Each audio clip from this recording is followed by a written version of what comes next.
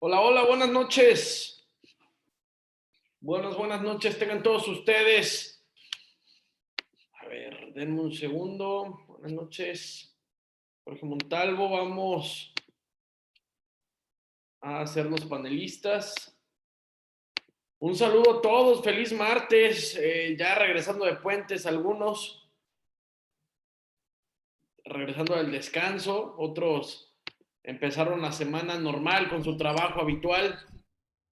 Buenas noches, Tony, ¿cómo estás? Bien. Espero que muy bien. Claro, aquí mira. Va a estar con nosotros la doctora Rosalía Hernández nuevamente porque vamos a hablar de un tema que implica su especialidad, ¿no? Los cuidados intensivos en relación al el espectro de la placenta acreta. Ok. Entonces también va a estar ella. Nada más que no tengo todavía video. Sí, a ver, trata de prender la cámara. A ver si ya. Es que ando acá en los Facebook. Ay, no, a ver. Ahora sí. Ahí estamos. Ahí ¿Cómo estamos. Todo bien aquí ya, con este martesito sabroso. Quiero Sí. mandar saludos a Vicky Ramírez, Virginia Villegas, María Isabel, Leticia Maldonado. Gracias por conectarse bien puntuales, como siempre. Y bienvenidos que este es un tema, ya vamos a platicar, Tony, es un tema importante, toral para cualquier ginecólogo, porque es algo que tarde o temprano en tu vida profesional vas a tener que enfrentar y más vale que estés preparado porque las consecuencias en todos aspectos pueden ser realmente catastróficas, ¿sí? Entonces, es un tema bien interesante. Es correcto, le recordamos a la gente que hoy es martes de ginecobstetricia, y así que bueno, el tema de hoy lo va a presentar el doctor perdón, el doctor José Ángel Uriarte. El tema es retención de restos placentarios y espectroacretismo. Ahorita le daremos más profundidad al tema en lo que vamos saludando ya a la gente del Facebook, del Zoom, que se está conectando, pero un gran tema sin duda, doctor Jorge Montalvo. Sí, fíjate que son de esos temas que a veces como que todo mundo oímos, como que todo mundo sabemos, entre comillas, Correcto. pero que requiere una preparación muy particular, requiere un trabajo de equipo muy especializado y sobre todo requiere de un diagnóstico terriblemente oportuno. Es lo único que realmente sabemos que va a cambiar el pronóstico y el resultado final de estas pacientes y de sus hijos. Ya vamos a ir platicando, pero realmente es un problema muy importante y ojalá la gente que hoy nos acompañe nos comente acerca de cuáles son sus experiencias al respecto de este tipo de patologías, qué están haciendo en las diferentes sedes donde se están formando e inclusive estamos viendo la posibilidad que algunas de las gentes comiencen estamos tratando de promocionar el hecho de conseguir rotaciones fuera del país y en otras instituciones para esto, ¿no? Estábamos platicando hace un par de días con una gente, con la doctora María Fernanda Escobar, ella es la jefa de la unidad de alta complejidad obstétrica en la Fundación Valle de Lille, en Colombia, en Cali, y ella es tal vez una de las gentes líderes a nivel latinoamericano en relación al manejo de las complicaciones de la obstetricia de alta complejidad.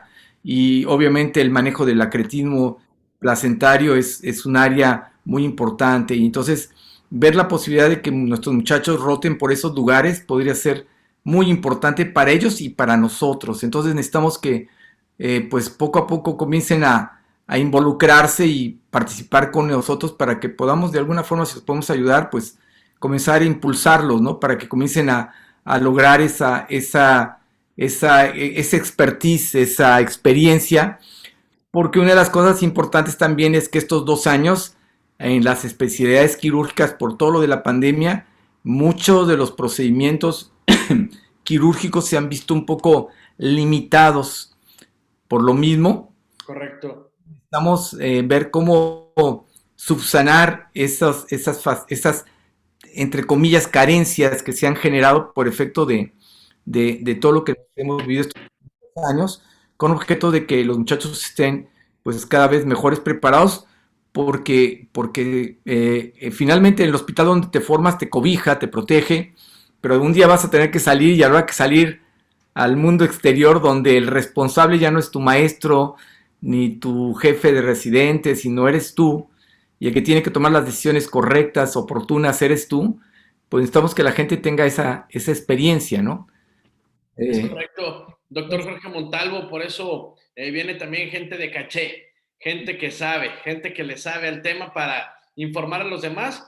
Puso un mensaje el doctor protagonista de esta noche que va a reiniciar su laptop y en unos momentos regresa con nosotros por unos problemas del audio, por lo que invito al público a que participe, a que nos comenten desde dónde nos van a ver, en dónde se encuentran ahorita, por ejemplo, como Carlos Luis Gómez, que nos pone buenas noches, saludos desde Salto de Agua, Chiapas, excelente, excelente lugar, muchas gracias, doctor Carlos Luis Gómez, y la gente del Facebook también le invito a que nos comente desde dónde nos ven, desde dónde, desde qué ciudad, desde qué país. Ayer había gente de Perú, de Bolivia,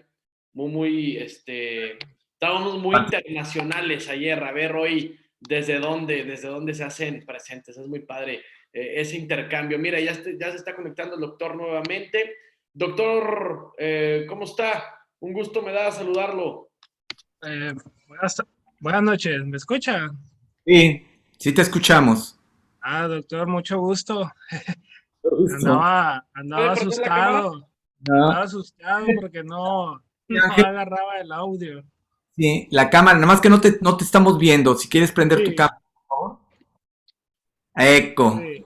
Buenas Disculpe, es que estoy en la residencia. noches. No, no, ya sabíamos, pero qué Sí, bueno, porque finalmente es el entorno donde trabajamos, donde nos formamos, donde este tipo de situaciones como las que nos vas a platicar hoy se dan lugar. Es Entonces, correcto. pues no sé, Tony, si ya siendo las 7, cuando tú digas, podemos empezar. Sí, adelante, ya son las 8 en punto. Vamos nomás explicando la dinámica. El doctor José tendrá 30 minutos para exponer su tema mismo, que ya lo mencionamos hace unos instantes, lo vuelvo a mencionar. Retención de restos placentarios y espectroacretismo. Como ya lo mencioné, esto de la mano del doctor José Ángel Uriarte. Él es egresado de la Universidad Autónoma de Sinaloa, Facultad de Medicina, es licenciado en Medicina General, médico residente de segundo año de ginecología obstetricia en el Hospital de la Mujer en Culiacán, Sinaloa. Les explico la dinámica. Tendrá 30 minutos para exponer el tema. Al terminar, el doctor Jorge Montalvo junto con la doctora Rosalía Hernández complementarán la charla mediante preguntas y comentarios. Pero lo más importante, la participación del público, ustedes que nos están viendo desde Chiapas, desde Oaxaca, como Alejandro Ambrosio, que nos manda un saludo desde Oaxaca, desde Monterrey, desde Sinaloa, Mazatlán, Culiacán, etcétera. Participen, complementen la charla, comenten, saluden, pregunten, porque eso termina de enriquecer la sesión. La gente del Zoom lo pueden hacer a través del icono preguntas y respuestas y del chat. Y la gente del Facebook, simplemente el chat, saluden, comenten y pregunten. Sin más preámbulo, y ahora sí dando ya las 8 en punto horario del Centro de México, 8 con un minuto, arrancamos. Doctor José Ángel, ¿puede prender compartir pantalla, por favor? sí. Perfecto. Y le voy a pedir a la doctora Rosalía, ahorita no la veo, pero en cuanto entre, que si puede levantar la mano para ubicarla y hacerla panelista, por favor. Mira, aquí Leticia Maldonado nos saluda desde el Estado de México, Ecatepec, Estado de México. Un saludo allá al Estado de México. La gente del Facebook dice, Crenari, saludo desde Tamazuchale, San Luis Potosí. Un abrazo hasta Mazuchale. Ahora sí, ¿podemos empezar? ¿Ya se ve la diapositiva? No, no ¿No? sé. Vemos la foto de tu pantalla, pero no vemos la presentación. ¿Ahora? Ahora sí, ahora nada más si la Ok. abres en modo presentación Sí. y estamos listos. Cuando tú, ok, pues Listo. listos. Ok. Muy buenas noches, me vuelvo a presentar. Yo soy el doctor José Ángel Uriarte Valenzuela, soy un médico residente de segundo año de ginecología del Hospital de la Mujer de Culiacán. Les agradezco mucho la oportunidad de este foro, de esta invitación y poder compartirles un poco pues, de esta clase. Empezando con esta clase, pues vamos a identificar tres patologías como tal, que es la placenta retenida, la presentación de hemorragia postparto por retención de restos placentarios. Y aquí está un poquito mal la definición de acretismo placentario, ya se conoce que es el espectro de placenta acreta. Entonces aquí lo importante del último patología, pues es describir un poco el diagnóstico y manejo y la descripción del plan preoperatorio.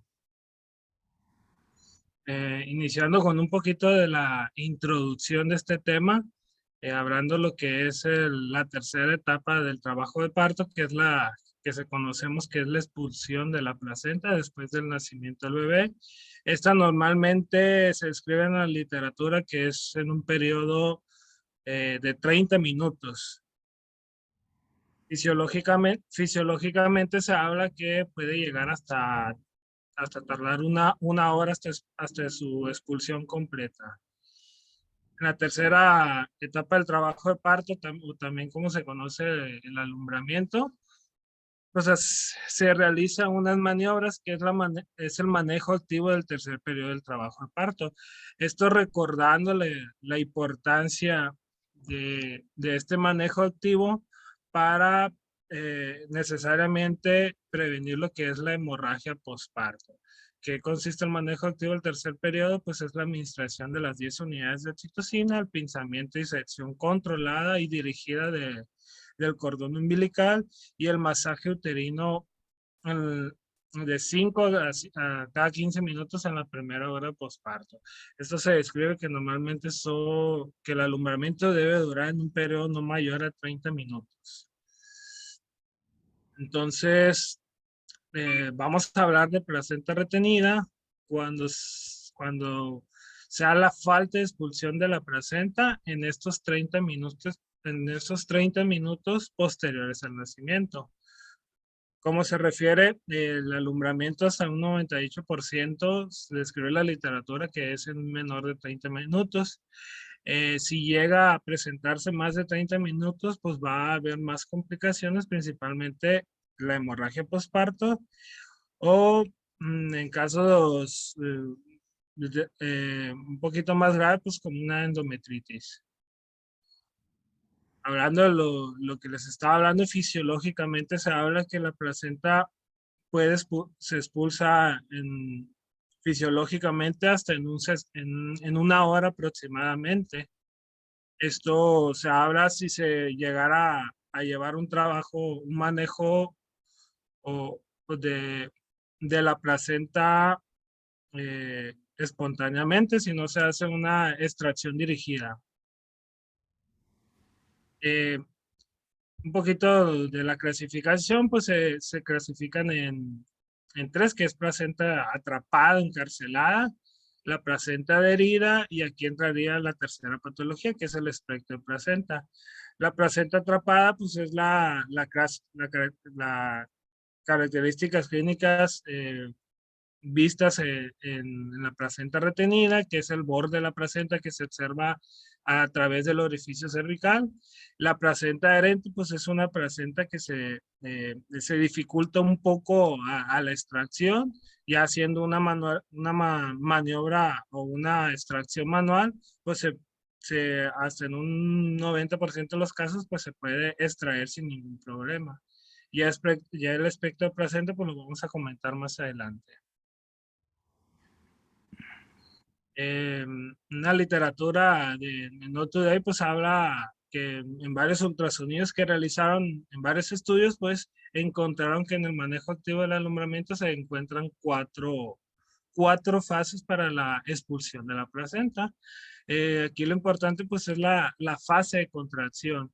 Esto es importante que en esta fase de contracción va a ser favorecida por el uso de la oxitocina como el manejo activo, esto favoreciendo la fase de desprendimiento de la placenta y una mayor certeza de que la placenta sea expulsada en el tiempo recomendado.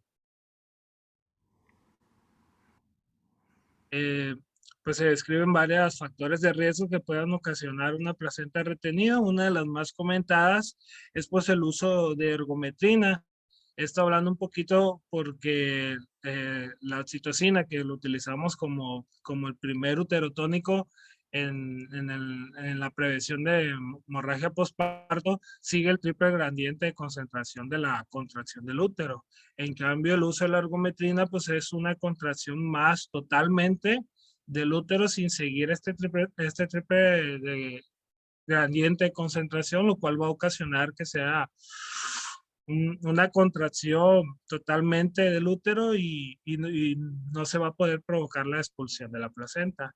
Entre otros están pues ya haber presentado una placenta retenida, una edad gestacional prematura, se habla de un parto por cesárea anterior, legrado, miomectomía, esto por una área defectuosa o una cicatriz que queda en el útero, pues va a causar que la placenta puede quedar herida o presentar un espectro de placenta. Otros comentados, pues es la edad materna. Pues como no, en los hospitales universitarios que estamos en formación, pues puede haber un poquito, pues, o presentarse en estos casos. En la clínica es sencilla, es esta que se describe aquí, es el alargamiento del cordón, un chorro de sangre de la placenta, que el fondo del útero se forma una discoide globular y pues hay una elevación de la altura del fondo uterino, la placenta se puede palpar alrededor de los orificios cervicales externos. Pues si se llegara a hacer un ultrasonido, pues esa es la imagen que se observa y que está documentado en la literatura. ¿Cuál es el manejo? Pues el manejo de la placenta retenida sería igual el manejo, siguiendo igual el manejo activo del alumbramiento, aplicar la tracción controlada, hay que controlar el sangrado, esto porque como no sale la placenta en los 30 minutos, pues puede aumentar el riesgo de sangrado. Se hablan del uso de nitroglicerina para abordar la contracción cervical, esto para relajar principalmente.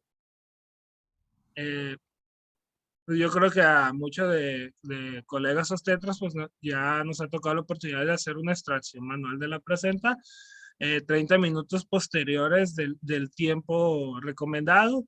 Esta se sugiere y se recomienda que debe ser bajo anestesia regional o sedación. En muchos de los casos no llega a ser así.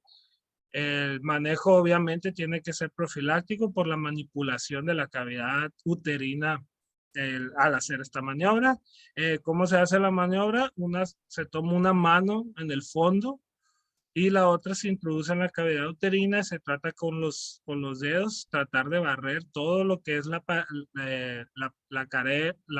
pared que está adherida a esto al útero, y esto pues va a favorecer a la extracción completa. Terminando ese tema, pasamos con el segundo tema, que es retención de tejidos placentarios.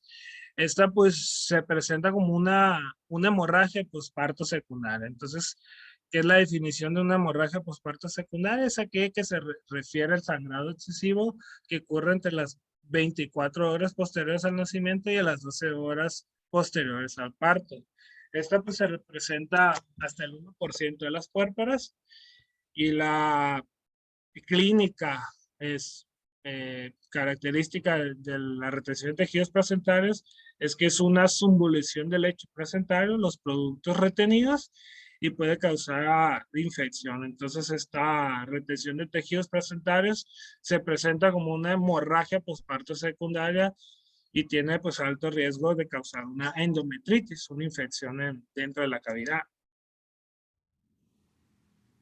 La clínica pues es sencilla, se define pues es el alumbramiento incompleto que puede presentarse después de un parto, menor frecuencia en una cesárea. La clínica pues va a seguir un sangrado intermitente posparto, y se ven datos probablemente de una endometritis, que es una sensibilidad uterina, puede haber fiebre, puede haber dolor pélvico. El diagnóstico igual es sencillo, se utiliza por un ultrasonido, la cual se identifica o se evidencia por imagen un material ecogénico. Principalmente al utilizar el ultrasonido Doppler, pues se va a ver vascularización, una masa intracavitaria, la cual va a tener respuesta al ultrasonido Doppler, y pues más sencillo hacemos el ultrasonido que se trata, el diagnóstico, perdón, que se trata de una retención de tejidos placentarios. El manejo, pues el manejo no es difícil, el manejo en estas pacientes pues hay que hacer una dilatación y legrado, obviamente cuidando principalmente el sangrado y de evitar la perforación uterina, esto porque es un tejido más fiable que queda en el útero, el útero involucionado, subvolucionado después del parto pues queda totalmente fiable y predispone a que pueda llegar a perforarse el útero.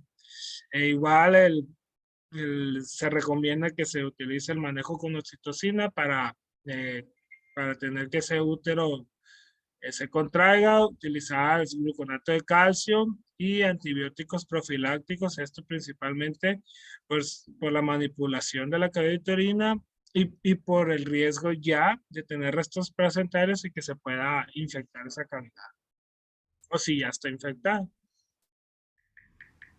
Pues los dos temas los dos temas que acabamos de describir, pues son sencillos, son descritos en la literatura, pues de manera muy sencilla de entender, no es difícil de comprender lo que es la clínica, el diagnóstico y el tratamiento. Entonces ahora entramos a lo que es al acletismo placentario.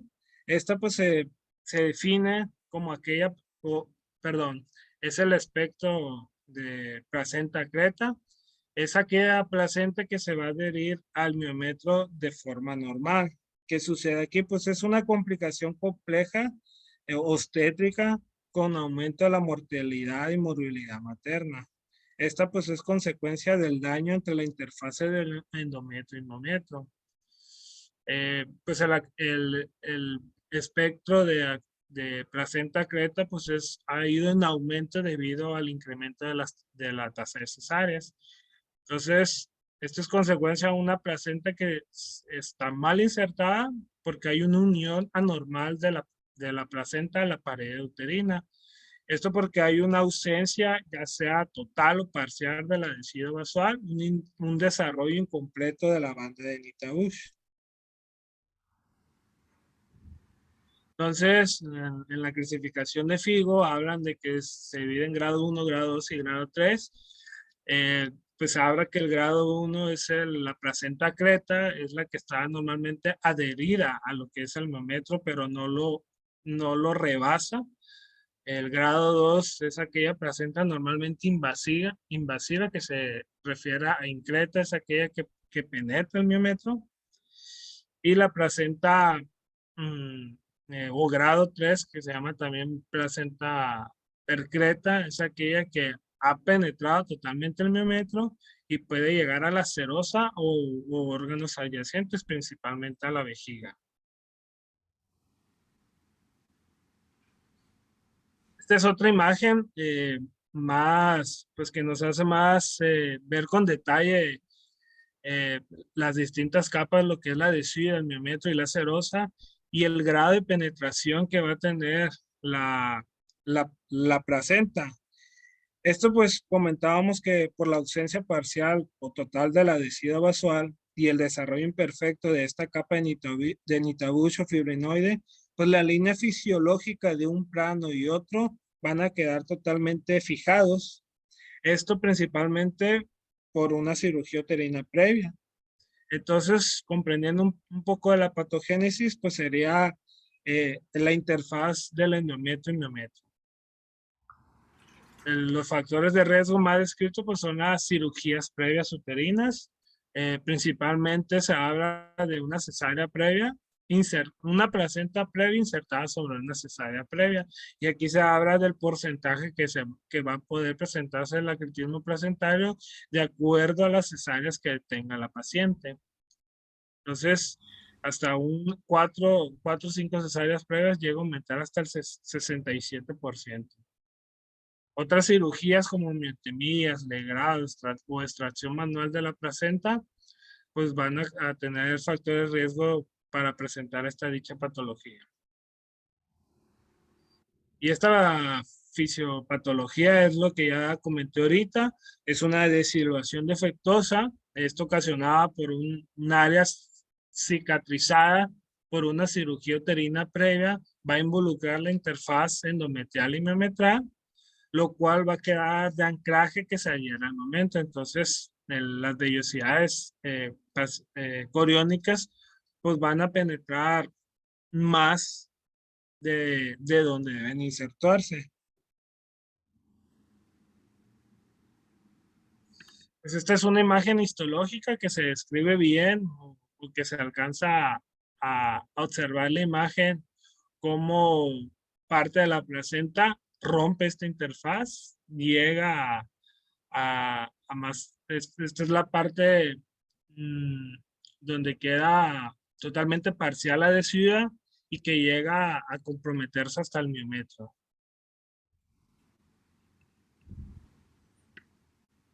El cuadro clínico, pues se describen que pues, principalmente pues, se puede presentar como una hemorragia masiva. Entonces, el diagnóstico ya se ha tratado de hacer antenatal, se sugiere, bueno, no se sugiere, el diagnóstico debe realizarse prenatal con un ultrasonido, que es la técnica de elección, y complementar con estudios de imagen como una resonancia magnética. El diagnóstico definitivo va a ser siempre el histopatológico. Comentaba otra vez en el cuadro clínico, supongamos que tengamos una paciente sin control prenatal, con cesáreas previas y que presente un alumbramiento prolongado más de 30 minutos y sangrado abundante, pues sería de sospechar de un espectro de placenta creta. Entonces, como les comentaba, el diagnóstico normalmente se hace prenatal. Es aquella paciente que tiene una placenta previa, una cirugía uterina previa, y se hace un ultrasonido entre las 18 y 24 semanas para valorar esta interfaz entre la placenta y el miometro. El 90% pues se hace el diagnóstico o se descarta. Esto pues para el diagnóstico temprano del acretismo placentario con ecografía va a ser posible la preparación adecuada y concreta para el momento del parto y pues prevenir las complicaciones. Los criterios ecográficos que se describen pues es la desaparición o irregularidad del área hipocoica retroplacentaria, que es el primer signo de sospecha que hay que descartar. El grosor miometral retroplacentario inferior de 1 milímetro, esta se hace más evidente entre las semanas 32 y 34. Esto por ya bien formado el segmento uterino inferior. El signo principal y con mayor sensibilidad, pues ya descritas son las lagunas placentarias múltiples, irregulares. Entre otros, pues está la presencia del tejido placentario en la interfaz entre la serosa uterina y la vejiga. Utilizando el ultrasonido Doppler, pues se va a presentar más pues esta vascularización, esta hipervascularidad de la interfaz serosa y vejiga. Se van a ver un flujo sanguíneo lacunar turbulento, buques de puente, un complejo venoso subplacentario prominente.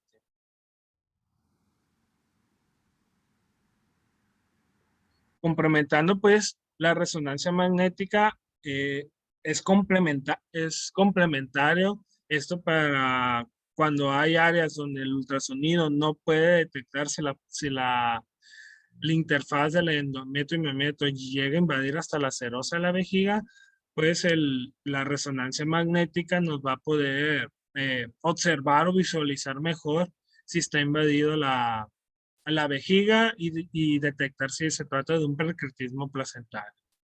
Entonces, estos son los criterios descritos en UpToDate de un alutamiento uterino, la intensidad heterogénea de la señal dentro de la placenta y unas bandas intraplacentarias oscuras en las imágenes con ponderación en T2.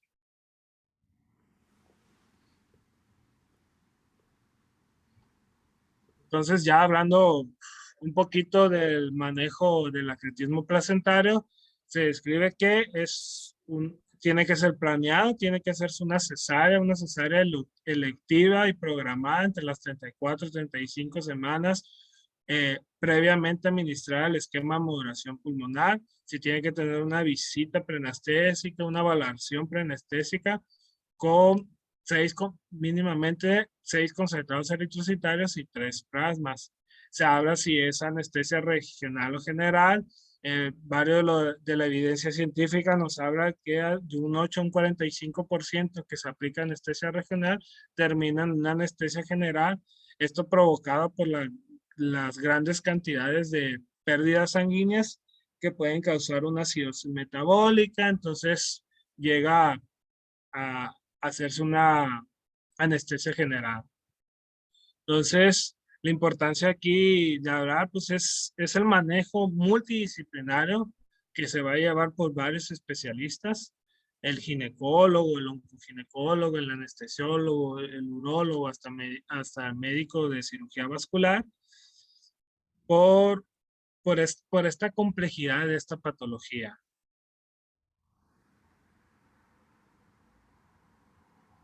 Pues hablaba un poquito de las consideraciones anestésicas y el manejo de esta paciente.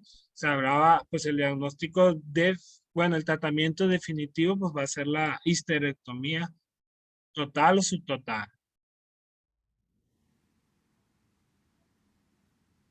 Pues esto se describe, ¿no? Todo el manejo multidisciplinario, todas las especialidades que van a complementarse para el seguimiento de la paciente con esta patología. Pues es muy importante que nos quede muy claro, pues todas las ramas, todo el equipo del hospital o del equipo médico que se tiene que involucrar en esta paciente para llevar una mejor, eh, disminuir la morbimortalidad materna y neonatal. Eh, Mencionando un poquito, pues se habla del cateterismo arterial preoperatorio. Esto se habla como un manejo eh, para prevenir o disminuir el flujo de sangre pélvica y así para facilitar la extracción placentaria. Se hizo un estudio de 950 embarazos, la cual se realizó el cateterismo arterial preoperatorio para disminuir la reducción de las pérdidas de sangre y pues hubo una reducción pues no mayor del 2.5%. De todos modos concluyen pues que los datos no han sido totalmente suficientes y que hay riesgos graves como trombosis. Hablando un poquito pues como mencionaba, el diagnóstico final, el tratamiento final, perdón, pues es la histerectomía, ¿no? Es la histerectomía ya sea total o subtotal que se realiza. Se habla de una incisión cutánea en línea media vertical o una incisión de Cherner. Está de acuerdo a, a la técnica de cada médico ginecólogo o de los protocolos de cada hospital. Bueno, entonces, esta sería la clase del día de hoy. Como, pues, aunque no puse conclusión, pues la conclusión sería, pues, hablar de la importancia del manejo activo del alumbramiento para prevenir la hemorragia postparto y la retención de restos placentarios. Y hablar pues, de ese manejo multidisciplinario que se debe conocer y se debe saber de una paciente que presenta acretismo placentario. Las guías describen que estos pacientes llegan a tener un sangrado en promedio de 3 litros a 5 litros de sangre. Entonces, es una causa de hemorragia masiva obstétrica. Entonces es la importancia por prevenir estas complicaciones, este riesgo de sangrado. Pues sería todo por mi parte. Muchas gracias, doctor. Excelente exposición. Le voy a pedir, por favor, que deje de compartir pantalla y le damos micrófono al doctor Jorge Montalvo. Adelante, doctor. A la doctora Rosalía no la encuentro.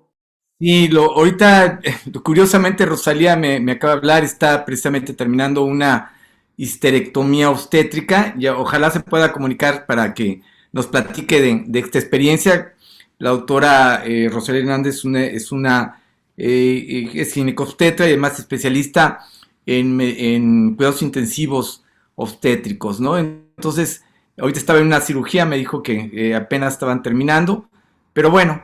Esperemos que se conecte para que nos platique ella, que se dedica a eso, como ustedes ya la van a poder oír, Dios mediante.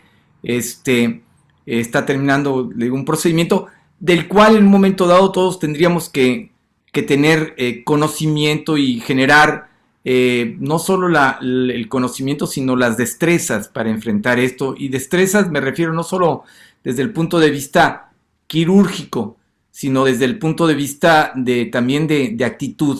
Intelectual. Es realmente la primera vez que se enfrenta uno a un evento de este tipo. Es sobre todo cuando la responsabilidad recae en uno. A veces en las instituciones, cuando se está uno formando, pues siempre sabe uno que ahí está, cuando está uno de R1, está el R2, cuando está el R2, está el R3, el 4, el R5, a veces hasta un R6, o están simplemente los médicos especialistas, los adscritos. Y como que eso le da a uno una gran tranquilidad, pero de repente resulta que sale uno a la calle, como decimos vulgarmente, llegas a tus primeros, a veces a otra institución, en otra ciudad, donde a veces no conoces a mucha gente y de repente, para tu mala suerte, tienes que enfrentar a un cuadro agudo de este tipo de patologías que muchas veces en las instituciones no se han detectado en forma oportuna. Y entonces llega y truena el cohete en la toco, ¿no? Entonces, esto es bien importante. Estos dos temas que nos acaba de presentar José Ángel son importantes porque están muy relacionados, ¿no? Cuando hablamos de retención de restos, a veces pensamos es que no se hizo un buen manejo adecuado del tercer periodo del trabajo de parto, ¿no? Es decir, no fue un manejo activo, no se usaron los medicamentos en forma oportuna, alguien se desesperó y comenzó a jalar la placenta, y eso generó que se quedaran. Pero a veces no pensamos que todo esto que pasó, la retención de restos, todas estas situaciones de sangrado que no cede a veces después del parto, etcétera, etcétera, es porque a lo mejor hay una placenta acreta. Él ya nos hablaba de esto, ya no hablamos de acretismo placentario, sino hablamos de espectro de la placenta acreta, como él bien señaló. Acuérdense que es una patología que va a suceder, pero puede suceder en el mismo paciente los tres escenarios. Podemos tener una placenta, sí, increta, percreta, sí, y acreta, ¿no? Al mismo tiempo. Entonces, a veces pensamos de que pues, se desprendió más o menos la placenta, pero no toda. A veces no tenemos la tranquilidad de revisar nuestras placentas y ver cómo están esos cotiledones, si están íntegros, no están íntegros, si la paciente, el útero, de repente decimos, no, está sangrando un poquito más, pero yo le saqué la placenta y salió la placenta, etcétera. Yo desafortunadamente me ha tocado ver 3 muertes de pacientes que estando esperando que el médico que la estaba atendiendo que saliera la placenta o que sacó la placenta y el útero no estaba contrayendo bien, y cuando te avisan es porque ya las condiciones de esa paciente son muy malas, ¿no? Entonces creo que esto es bien importante, tenemos que tener la paciencia, tenemos que desarrollar el expertise acerca del manejo del alumbramiento en las pacientes. Tenemos que estar conscientes de los riesgos, de los daños que puede haber, y sobre todo que esa paciente de repente, a veces tenemos mucho trabajo en las unidades tocoquirúrgicas, a veces esa paciente se va a quedar a veces no bien vigilada porque hay demasiado trabajo. Y cuando nos damos cuenta es una paciente que está en un charco de sangre. Disculpa que lo interrumpa, doctor. ¿Puede dejar de compartir pantalla, doctor José Ángel, para que se vea al doctor Jorge Montalvo en la pantalla de los asistentes? Gracias. Adelante, doctor. Sí, no, decía yo. Entonces creo que es bien importante. Estos son los clásicos temas que a veces decimos, ay, bueno, retención de restos, pues bien. O hablamos hablamos de placenta creta y pues como que todo el mundo dice, bueno, pues yo sé lo que es una placenta creta, ¿no? Ahorita que nos platicaba José Ángel de los trastornos de la interfase endometrial, miometrial, con todos estos cambios que producen una desidualización inadecuada del miometrio y por lo tanto, del endometrio, perdón, y por lo tanto la consecuente invasión de vellosidades coriales y trofoblásticas, ¿no? Con todo lo que esto significa. Esto es realmente importante. Veía yo en las preguntas que ustedes nos están haciendo favor de mandar, una que decía, bueno, que esto se puede hacer un diagnóstico por ultrasonido. Claro. Desafortunadamente, ¿cuántas de las pacientes que ustedes ven en las instituciones llegan con ultrasonidos? A mí todos los días me llegan pacientes, oiga doctor, que si no me puede dar el ultrasonido que me hizo la semana pasada porque la quiero presentar en la institución porque ahorita el aparato de ultrasonido no está funcionando. Entonces, si nosotros no hemos hecho un diagnóstico oportuno de estas pacientes, que quisiéramos que les hicieran ultrasonidos por lo menos alrededor de la semana 18-20, luego otra vez alrededor de la semana 24-26 y otra por ahí de la 32-34, para tener diagnósticos de placentas, cómo están por lo menos las pacientes evolucionando y cómo han ese proceso de seguimiento. Esto es bien importante porque dependiendo obviamente del tipo de placenta o de placentación que se dio, obviamente pues, vamos a saber qué tan impactante o tan la repercusión que va a tener en el momento del nacimiento de ese bebé y sobre todo de la madre. Entonces, esto es bien importante. La otra es saber la localización de esta placenta. Sabemos que actualmente hablamos de sectores, entonces ustedes cuando hagan un ultrasonido y supongan la posibilidad de que esa paciente tenga una placenta acreta, hay que darle seguimiento. No se vale decir, bueno, que se vaya, me quedé con la dudita, pero que se vaya, no. Si esa paciente no va a seguir un control y ustedes no saben que no va a seguir un control, tienen que comenzar a decirle a la paciente que tiene la posibilidad real alta de poder tener una placenta acreta. Máxime si es una inserción placentaria baja, que ya sabemos, ya no digamos de una placenta previa, pero es muy importante porque los acretismos placentarios, si los localizamos por sectores, el sector de uterino superior, el sector uterino inferior o a nivel del parametrio, pues va a depender mucho del resultado final. Entonces, estos son factores que son indispensables. La medicina en obstetricia es de oportunidades, es de ventanas de oportunidades, donde si hacemos un diagnóstico adecuado, vamos a poder ofrecerle a esas pacientes una atención adecuada, ¿sí? ¿Por qué? Porque vamos a tener que valorar que esa paciente va a tener que ir a un centro donde existan todos los recursos para poderle dar una atención adecuada. Nos decía ya muy bien José Ángel, el manejo multidisciplinario, y eso es bien importante, pero no nada más el hecho del manejo multidisciplinario, sino tienes un banco de sangre, no tienes un banco de sangre, pues híjole, pues mándala a uno que sí tenga, porque un porcentaje importante de estas pacientes van a requerir el manejo de hemoderivados y a veces en cantidades importantes, ¿no? Uno de los elementos que dice la Federación Internacional de Ginecobstetricia para establecer riesgo de vida o muerte es el manejo de hemoderivados, cuántos paquetes le has tenido que pasar, etcétera, ¿no? Entonces, esta es la clásica paciente que de verdad no quisiéramos encontrar nunca por el bien de ellos, pero que seguramente van a encontrar.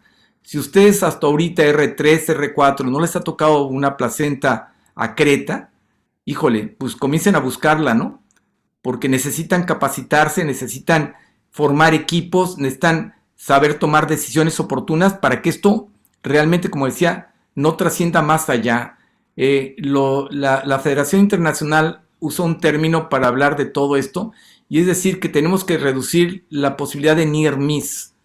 Como ustedes saben, near miss son estas pacientes que han estado en peligro de muerte y que afortunadamente no se han muerto.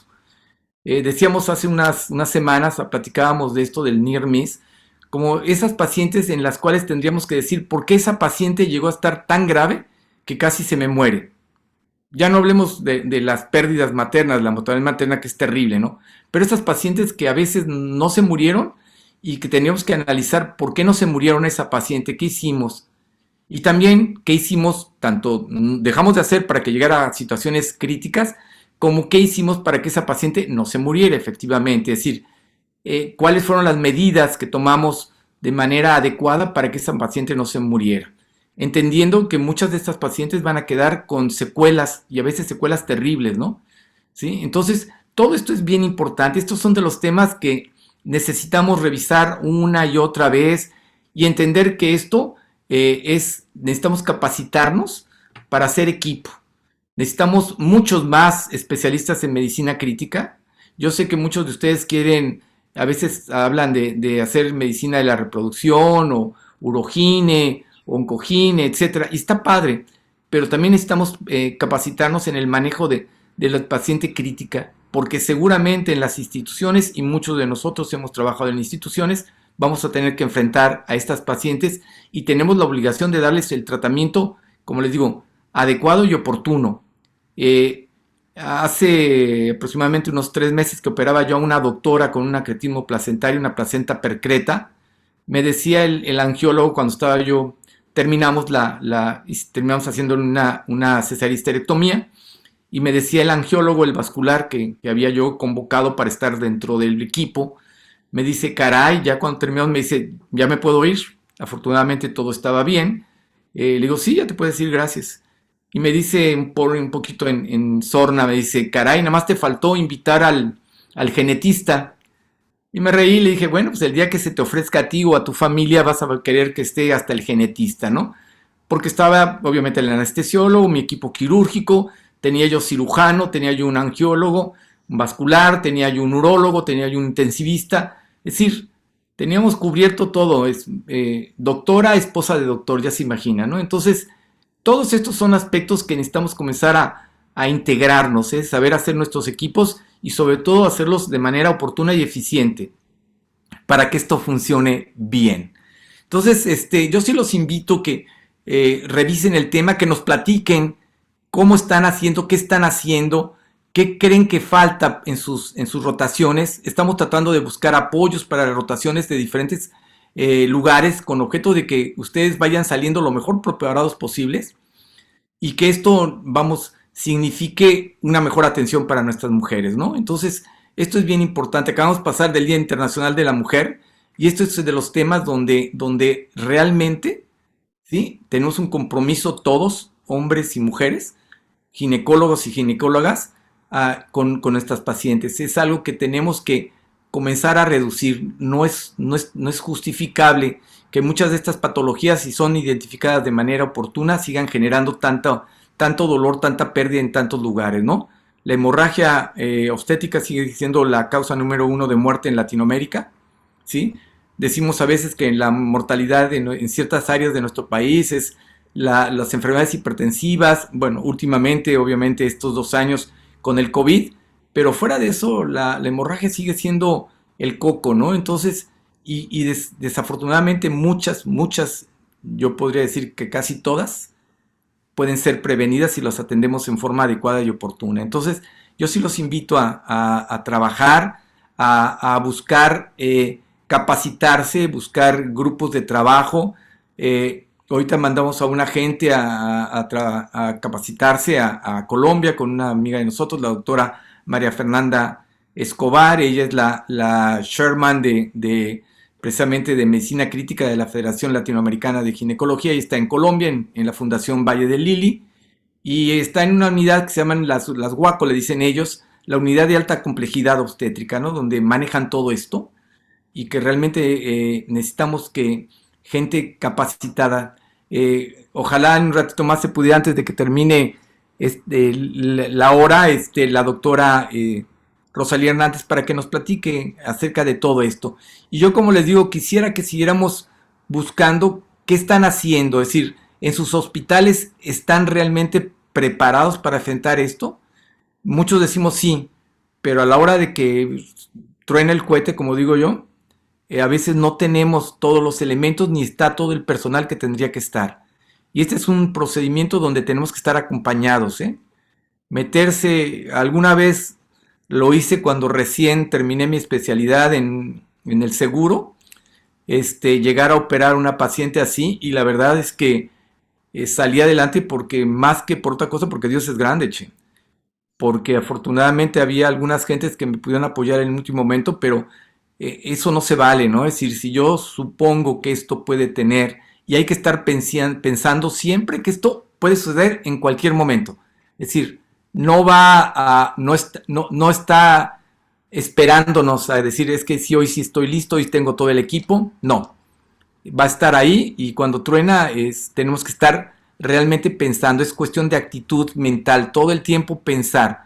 Así como hablamos de otras patologías que decimos que tenemos que pensar en ellas, por ejemplo, en el embarazo ectópico, etcétera, etcétera, tenemos que estar pensando en la placenta acreta todo el tiempo. Es algo que forzosamente, ya nos decía José Ángel, con todos los factores de riesgo que tenemos, simplemente por el número de cesáreas que hacemos actualmente en nuestro país, siendo esta tal vez la principal, y yo coincido con él, la principal causa, pues seguramente les va a tocar. Yo creo que a muchos de ustedes ya les tocó. Espero que hayan salido con bien y que sus pacientes estén bien, pero es algo que tenemos que estar pensando en esto todo el tiempo. Paciente que tiene cirugía previa, sea una cesárea, paciente que se le haya hecho una miomectomía, paciente que se le haya hecho un legrado, ¿sí? Consideremos como factor de riesgo y busquemos intencionadamente la posibilidad de una placenta acreta, máxime si tiene una implantación en el tercio inferior, vamos, en la mitad inferior del útero, ¿no? Entonces, todo esto creo que es el pan nuestro de cada día, y en la medida que estemos intercambiando experiencias nos va a ir mucho mejor. No sé, en el centro donde tú estás, José Ángel, ¿cómo están manejando esto? ¿Tienen una unidad? Yo sé que ustedes tienen una unidad de atención, un equipo de un código Mater, un código rojo, pero además tienen una unidad de cuidados intensivos bastante bien implementada. ¿Qué tan frecuente están viendo ustedes acretismos en Culiacán? Bueno, lo que le había comentado la otra vez, aquí en el Hospital de la Mujer de Culiacán, en el área de terapia, el encargado y jefe, pues es el doctor Espero. En lo que me ha tocado a mí como médico residente, me tocó en el primer año ver y observar pues, 2 acretismos placentarios que se llevaron a cabo en nuestra institución, y la verdad pues fue muy completo, fue muy buen llevado a cabo, fue una cirugía, tanto apoyo con 2 médicos ginecólogos, el médico cirujano, eh, estaba el médico de terapia, y igual el equipo de banco de sangre pues disponible por si se llegaba a ofrecer de concentrados eritrocitarios. Una vez esta clase la comentamos con el jefe del servicio de terapia, que en el Hospital de la Mujer el sangrado controlado en estos casos ha sido entre 400 o a 600 mililitros. Eh, pues es algo pues, que nos quedaba muy arriba del sangrado estimado que describe la Asociación Americana de Gineco-Obstetricia.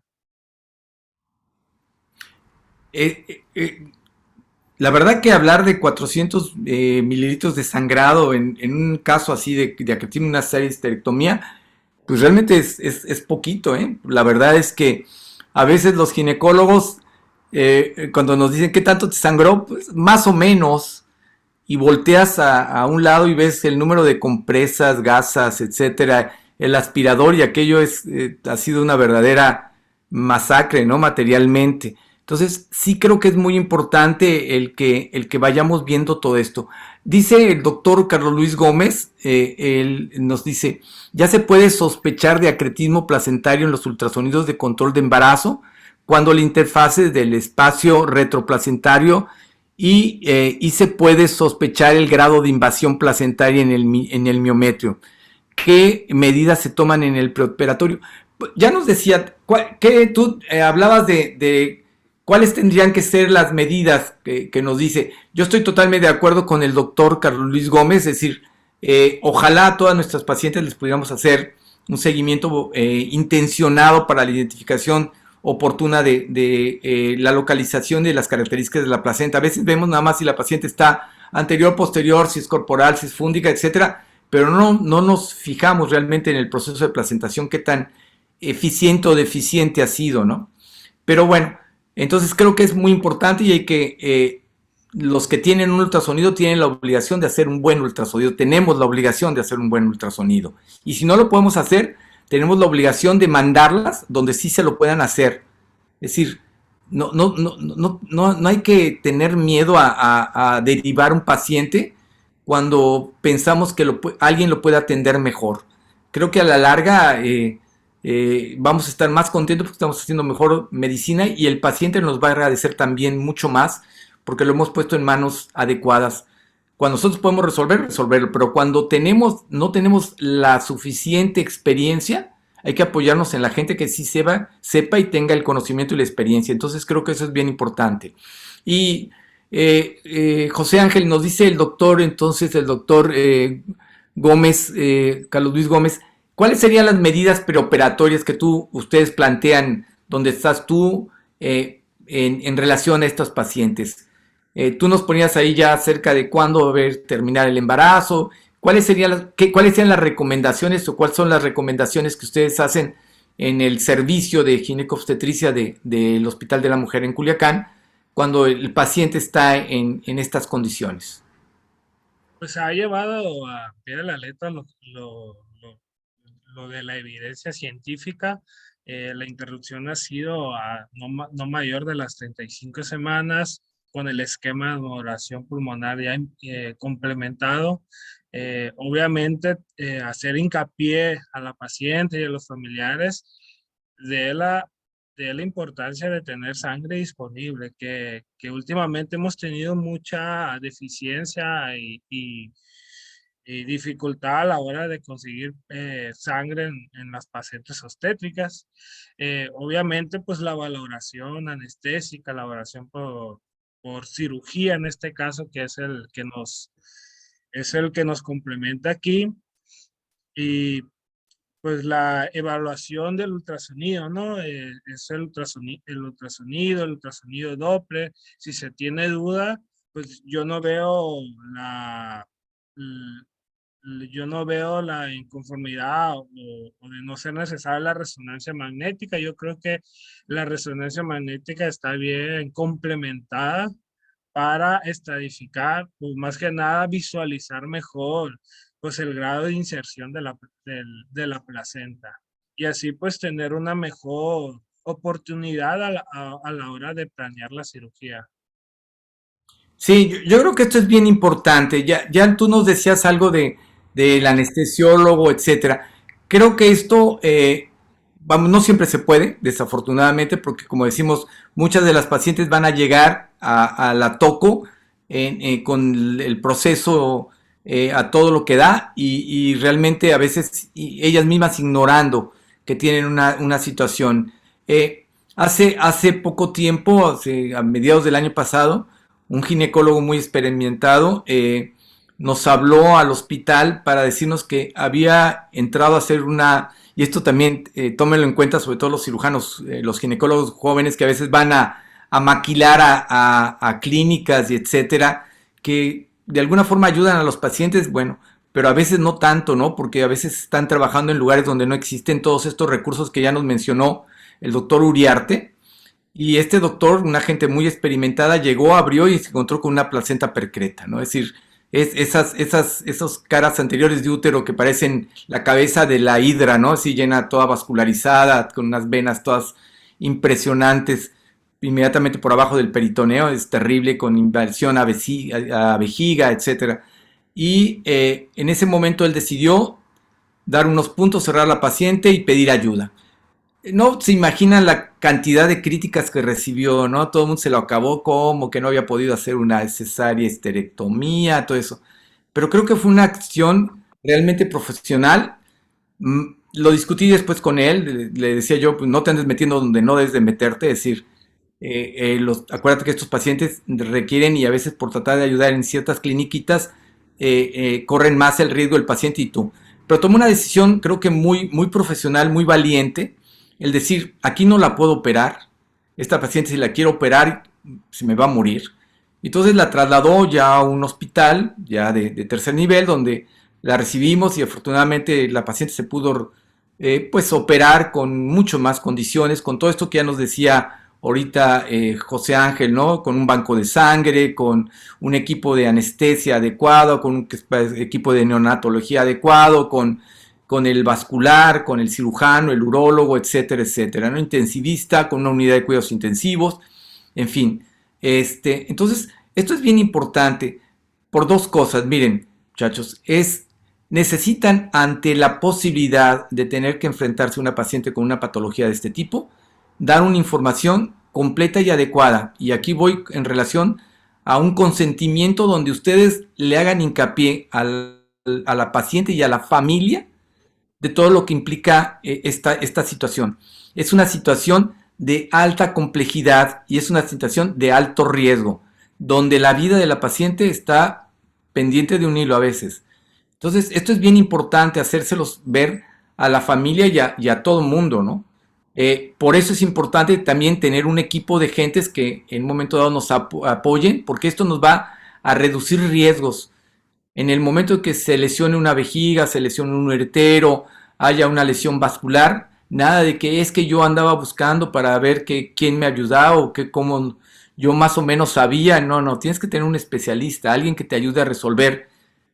Solo que estés tan bien capacitado que lo puedas resolver y entrenado, pero tienes que justificarlo, ¿no? Entonces, esto es muy importante, ¿sí? A la hora que planteemos esto. Ahora, como quisiéramos siempre en el mejor de los escenarios, que estas pacientes llegaran con un diagnóstico, como dice José Ángel, a las 34, 35 semanas, con un diagnóstico de placenta acreta, donde nos podemos sentar con el anestesiólogo, con el intensivista, con nuestro equipo, con el urólogo, con el vascular, etcétera, y entonces planear nuestra cirugía, ver cuáles son las opciones, qué alternativas tenemos. Nosotros durante mucho tiempo tratamos de hacer todo por vía, vamos, con imagen y con angiología para ver si podemos en un momento dado hacer abordajes vasculares. Los estuvimos haciendo. La verdad que en mi experiencia nos ayudó, pero no tanto como pensamos que nos iban a ayudar. Honestamente, la esclerosis, ¿sí? de los vasos no nos funcionó tanto. Nos redujo un poco el sangrado, pero no tanto. Es decir, la morbilidad que se generó no fue tan menor como esperábamos. Y en cambio sí, cuando hemos trabajado con todo el equipo, con un equipo donde tenemos todos los elementos, realmente los resultados han sido, gracias a Dios, hasta ahorita muy buenos. Es decir, nos ha ido bien, pero siempre estamos conscientes de que estamos, como dicen vulgarmente, en el rancho, estamos en la casa del jabonero, el que no cae resbala, ¿no? Entonces, creo que es bien importante esto, ¿no? Entender, explicar muy bien a la paciente y a la familia de la situación que se está viviendo. Cuando tenemos tiempo en la consulta, explicarle a la paciente cuáles son los riesgos, por qué es tan peligroso esto, por qué es importante hacer los estudios necesarios y contar con los recursos, por qué necesitamos tener sangre disponible y hay que sensibilizar a la gente que done sangre y sobre todo cuando vamos a entrar a un procedimiento que en un momento dado estamos planeando, aunque nuestra técnica, aunque nuestro equipo requiera, como nos estaba diciendo José Ángel en un momento dado, que vamos a tener una pérdida un poquito mayor de lo habitual, pues diría uno que padre, ¿no? Es decir, pero la verdad es que la mayoría de las veces no es así y no es raro que una paciente pierda en un ratito 1, casi 2 litros, ¿no? Entonces, esto es bien importante tenerlo siempre en mente para que tengamos todos los recursos y que la familia y la propia paciente estén conscientes de los riesgos que en un momento dado esto implica, ¿no? Ojalá podamos ir reduciendo factores de riesgo, tenemos que reducir pues las operaciones innecesarias, creo que es algo que nos debemos todos, y lo digo por mí mismo, es Eso decir, sería algo importante de recalcar, las cesáreas innecesarias, eh, pues se ve muy común en las instituciones y también las cesáreas selectivas de manera particular, pero pues todo esto va a aumentar a ver más para, ya sea placenta previa o acretismo placentario, y lo que pues va a ocasionar que cada vez el reto sea mayor para eh, tanto los médicos ginecólogos ya formados y nosotros futuros médicos ginecólogos. Y me quedo con lo que usted dice de buscar la formación, buscar de esa preparación para en este tipo de casos. Sí, miren, sería mentirle, hemos platicado en tantos congresos, reuniones, la importancia de reducir las cesáreas, todo eso, creo que podemos hacerlo, pero necesitamos regresar a una serie de procedimientos nuevamente de atención obstétrica, es decir, en algunas partes del mundo se está regresando a lo que se llama vamos, el arte del parto, ¿no? Es decir, en un momento dado desde el uso de diferentes instrumentos para facilitar, reducir el riesgo, pero obviamente necesitamos entrenarnos, necesitamos capacitarnos, e inclusive les podría decir, hay un centro ahorita en España, perdón, que ellos están investigando qué tanto de las técnicas de cesárea aumentan el riesgo más de patología o no. Es decir, ellos hablan de que dependiendo de cómo hacemos las cesáreas, donde vayamos en un momento dado realizando, y esto seguramente muchos de ustedes ya lo oyeron, vamos a reducir la posibilidad de que en un momento dado tengamos menos esos factores de problemas a nivel de la cicatrización uterina con todos estos cambios que ya hemos platicado y nos platicó un poquito José Ángel. Entonces, todos esos factores tenemos que irlos revisando, ¿no? Si vamos a hacer cesáreas, ¿por qué la vas a hacer y cómo la vas a hacer? ¿Cuáles serían los mejores materiales, las mejores técnicas, con objeto de reducir en lo posible el que estas pacientes a su siguiente embarazo tengan mayor o menor posibilidad de desarrollar un problema de este tipo que pone, como decíamos, en peligro su vida y le puede cambiar la vida a ella y a la familia de estas pacientes? Entonces, creo que es bien importante, necesitamos capacitarnos en todos aspectos. Como dice José Ángel, necesitamos revisar, yo los conmino a que revisen los protocolos de manejo de la paciente con espectro de placenta creta, con objeto de que vean si realmente todos esos protocolos se siguen.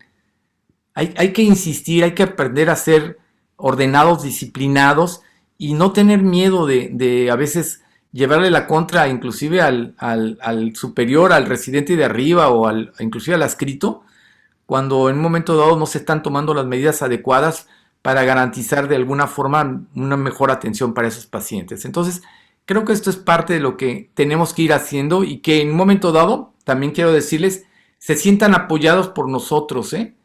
El hecho de que estén en este tipo de plataformas es para que vayamos generando grupos de apoyo y que vayamos siendo solidarios, no solo desde el punto de vista académico, sino también desde el punto de vista gremial. Necesitamos aprender a ayudarnos, cooperarnos, aprender a valorar el trabajo de nuestros colegas, criticarlo de manera adecuada, de manera fraterna cuando esté mal, pero también aplaudirlo cuando lo hayan hecho bien, ¿no? Es decir, tener la generosidad y tener el valor moral humano de reconocer que hay gentes que a veces hacen las cosas mejor que nosotros y eso hay que aplaudirlo también.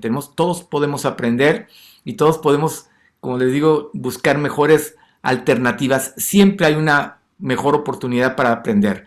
Y como les digo, y vamos viendo, háganos saber qué necesitan para completar su desarrollo profesional, su desarrollo como especialistas.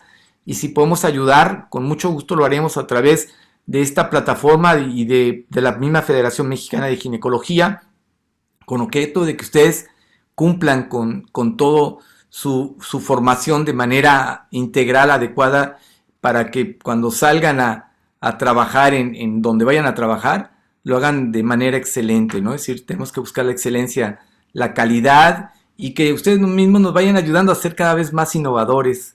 Los esperamos que vengan a participar con nosotros. Tony, se nos acaba el tiempo, ¿verdad?